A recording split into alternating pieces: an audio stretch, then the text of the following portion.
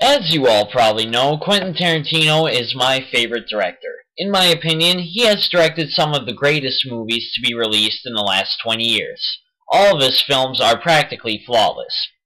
Again, practically flawless. But I think it can be said without a doubt that his masterpieces come from the spectacularity of his writing. So what if we were to combine his gritty style of realistic crime violence to the hyper-violent and fantastical nature of Robert Rodriguez?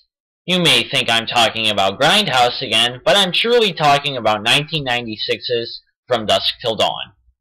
George Clooney and Quentin Tarantino play the Gecko brothers, two criminal brothers who have just robbed a bank and taken a bank teller hostage.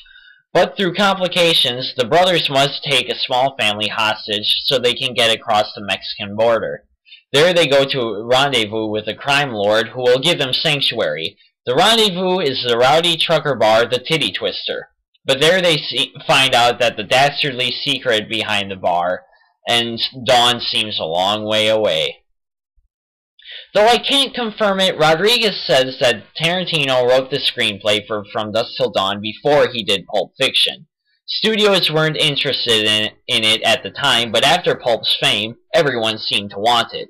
And thus, we have one of the coolest and most clever action horror movies to date.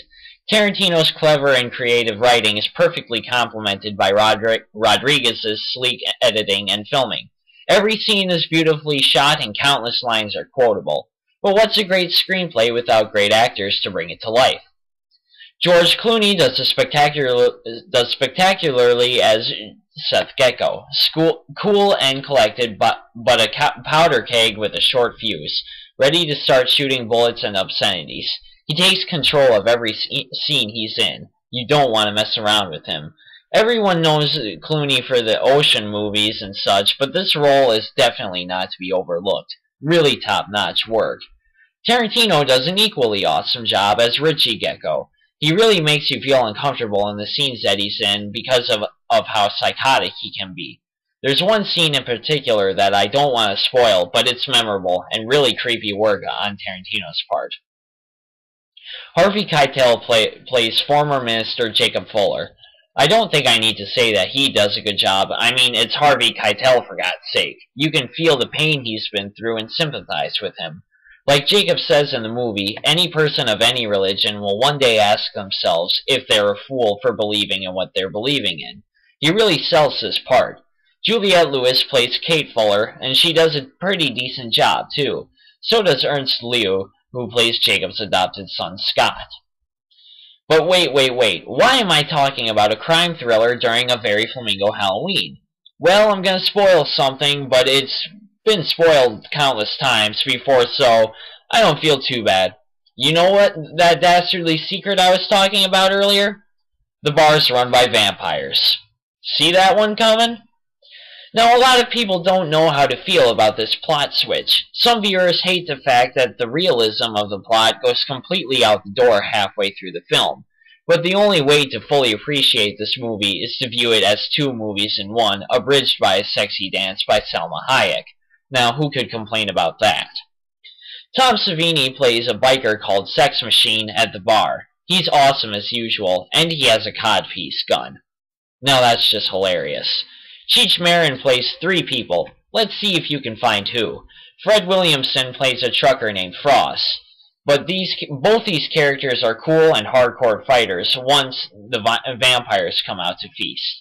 Which leads to my next point. The vampires in this movie are awesome. Grotesque, horrifying, and just downright awesome. The action is top-notch. Vampires burst into flames, get impaled by stakes, melt down to bone, revealing that vampires bleed green. Interesting. This is a true vampire film.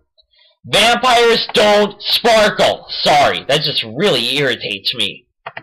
The depth of the plot is actually pretty, well, deep. Once the vampires show up, Jacob has to battle with his faith, because holy objects and imagery have always repelled vampires. So it's really a testament to what he believes in, because, as Seth puts it, a faithless minister is pretty useless against an army of pure evil straight from hell. Now I've been praising this movie incessantly, let's get to the few gripes I have with it.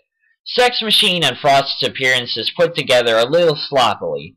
Sex Machine has virtually no backstory or exposition, so how are we supposed to care about a character we barely know? On the other hand, right out of the blue, Frost starts rambling about his term in Vietnam. It's like, yeah, that's cool, but who asked for this story? The ending is a little awkward too, but I will say it ends on one of the coolest closing shots ever. Now it's time for Rodriguez and Tarantino throwback trivia. Seth comes back to the hotel they stop at with a bag from Big Kahuna Burger. Tarantino's trademark trunk shot is used. Michael Parks plays Sheriff Earl McGraw, a character that would be used in Kill Bill, Planet Terror, and Death Proof. Chango Beer and the Codpiece Gun are references to Rodriguez's Desperado. Yay for inside jokes! But seriously, it is pretty cool trivia.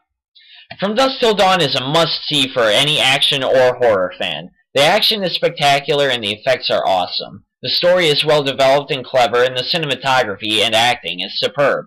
This is essentially a modern-day midnight movie, only with a little more class. Any Tarantino nut, action hound, or bloodsucker lover will adore every minute of its green blood-soaked genius. That is my diagnosis, and more Flamingo Halloween is on the way.